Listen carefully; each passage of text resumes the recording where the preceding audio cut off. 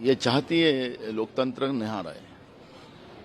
अगर राज्यसभा और लोकसभा के 91 अगर मेंबर ऑफ पार्लियामेंट को सस्पेंड किया जाता है, और क्या मांग थी कि जो पार्लियामेंट में जो लॉबी से जो लोग कूदे थे उसकी इंक्वायरी क्या हुई है, उसमें का रिपोर्ट क्या है, ये मांग थी।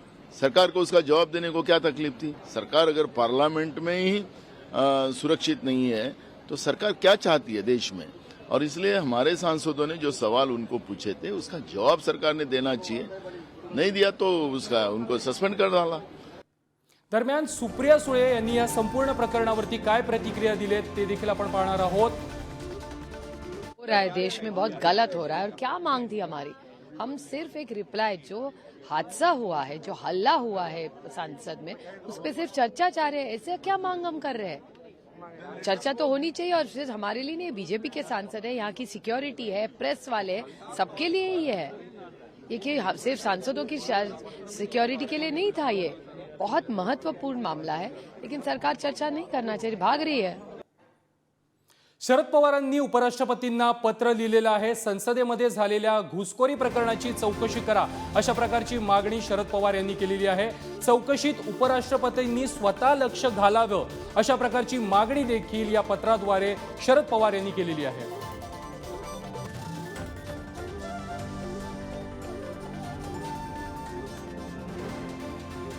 शरद पवार यांनी उपराष्ट्रपतींना पत्र लिहिलेलं आहे। संसदेतील घुसखोरीची चौकशी करा। Ultimately the failure of the government. Ma'am आज क्या वजह रही, क्या हुआ था आज एग्जैक्टली? We just wanted कि होम मिनिस्टर साहब आए और जो 13 दिसंबर को जो घटना हुई है उस पे बात करें और सांसदों की बात सुने। That was the only issue, and we were also wanting कि जो 13 हमारे MP सस्पेंड हुए हैं उनको रिवोक किया जाए उनका suspension. This was all the issue.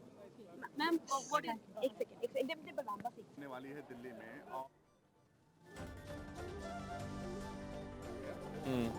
अगर सच में जीत चाहिए तो संसद सुरक्षा भंग प्रकरणामधील आत्ताची सर्वात महत्त्वाची बातमी येते। सुप्रिया सुळे, अमोल कोल्हेंसह आज 49 खासदारांचं निलंबन करण्यात आलेलं आहे। आतापर्यंत 141 खासदारांचं निलंबन करण्यात आलं आहे। That's right. So they've suspended another 42 people today. It's clear they want an opposition mukt Lok Sabha, and presumably they'll do something similar in the Rajya Sabha. I think at this point we have to really start, unfortunately, writing the obituaries for parliamentary democracy in India. The basic principle of parliamentary accountability has been violated by the Home Minister not coming to the House to talk about what he's been telling the media outside, and secondly to initiate a discussion, which would have been the right thing to do, neither of which has happened. Then when opposition protested that, demanding it, they were suspended. So today, in solidarity with my colleagues, I too joined the protest, and everybody literally who was present today has been suspended for the rest of the session, which means that they want to pass their bills without any discussion. I think it's a betrayal of parliamentary democracy. It's a betrayal of what Parliament is all about. It's a betrayal of the basic standards, principles and conventions by which this House should be functioning. You know, when we speak of parliamentary decorum, and we talk in terms of what the right things are to be done in Parliament, there's also a responsibility on the part of the government and the establishment of this country to actually let things work properly, to encourage the opposition to participate. When our side was in power, we took very seriously the role of the parliamentary affairs side to ensure that the opposition is brought along. Instead, today what we have is a completely one-sided and unfair process.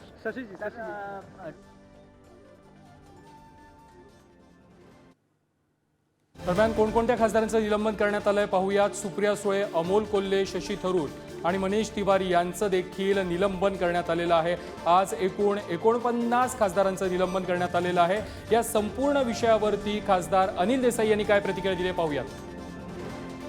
नहीं वगैरह वो ठीक है, लेकिन एक अपना morally जिम्मेदारी जो रहती है, आज आप हेड करते हो एक देश को, आप आश्वस्त कर सकते हो पूरे देश को, ये करना जरूरी था। और उसके ऊपर अगर ऑपोजिशन में जायज मांग थी, आप लोकतंत्र में मानते हो तो लोकतंत्र के हिसाब से उन्होंने मांग की थी, उसमें वो मुकर गए। और उसके ऊपर स्पीकर और राज्यसभा के भी स्पीकर, उन्होंने जिस तरह से इतने सांसदों को आज सस्पेंड कर दिया है, ये फ्री इंडिया में after freedom, after independent India, ये लोकतंत्र में इतना बड़ा धक्का पहली बार आया।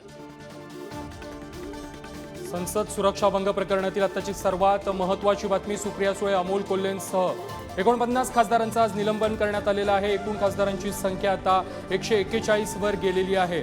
काही दिवसांपूर्वीच संसदेमध्ये काही तरुणांनी घुसून गोंधळ घातलेला होता आणि यात संपूर्ण प्रकरणावरती गृहमंत्र्यांनी निवेदन द्यावं, गृहमंत्र्यांनी बोलावं एवढीच मागणी विरोधकांनी केलेली होती आणि याच मागणीसाठी विरोधक आक्रमक झालेले होते आणि त्यानंतर आतापर्यंत 141 खासदारांचं निलंबन हे करण्यात आलेलं आहे।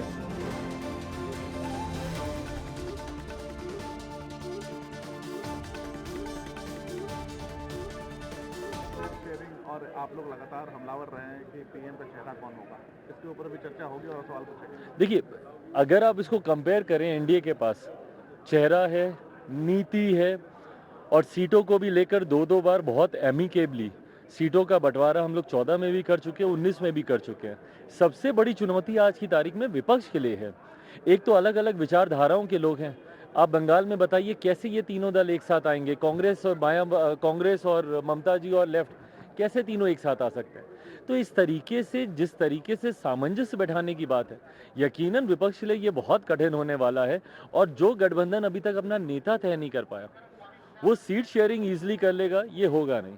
एक आखिरी सवाल है आपसे, लगातार सांसद हैं यहाँ पे सस्पेंड हो रहे हैं और उनकी मांग है कि होम मिनिस्टर आए और सिक्योरिटी ब्रिज पर अपना विपक्ष ने ना ये गलत परंपरा की शुरुआत कर रखी है।